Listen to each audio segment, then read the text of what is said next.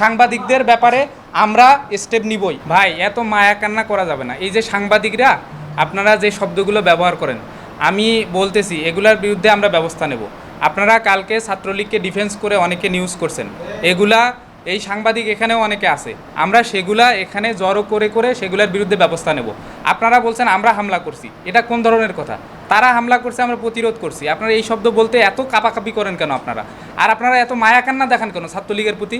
আর এই যে সাংবাদিকরা আপনারা বলতেছেন যে এই লাইব্রেরিতে পড়াশোনা করছে, লাইব্রেরিতে আমরা যা তাদেরকে বের করে আনছি 20-25 মিনিট তাদের পড়াশোনা, জীবন থেকে 20-25 মিনিট পড়াশোনা নষ্ট হয়ে গেছে। কোনো শিক্ষার্থী তো এরকম আমাদের বললো না যে ভাই আপনারা 25 মিনিট আমার পড়াশোনা নষ্ট করে দিয়েছেন। আপনারা সাংবাদিকরা বেশি মানে এটা নিয়ে করতেছেন, মনে হচ্ছে যে তারা 24 ঘন্টা পড়াশোনা করে তাদের 25 মিনিট কেন আমরা নষ্ট করলাম, এরকম একটা মায়া কান্না আপনারা দেখাচ্ছেন।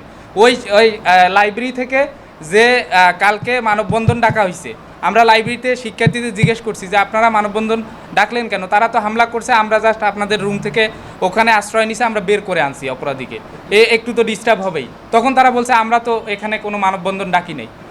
কে ডাকছে? ছাত্রদল ডাকছে। ছাত্রদল কেন ডাকছে? ছাত্রদল লাইব্রেরির শিক্ষার্থী হিসেবে কেন ডাকলো, সাধারণ শিক্ষার্থী হিসেবে কেন ডাকলো, এটা আপনারা ছাত্রদলকে প্রশ্ন করেন। তারা মানববন্ধন ডাকতেছে কেন? একটা ফ্যালকন অ্যালুমিনিয়াম মাল্টিলেয়ার অ্যানোডাইজড হওয়ায় সম্পূর্ণ scratch proof. Falcon aluminium. RUCSU ভবনে এসে একজনকে হামলা করা হলো, দুইজনকে হামলা করা হলো, একজন রক্তাক্ত করা হলো, সেটা নিয়ে আপনাদের কথা নাই। আবার লাইব্রেরি শিক্ষার্থীর 20-25 মিনিট নষ্ট হয়েছে, এটা নিয়ে কথা বলেন।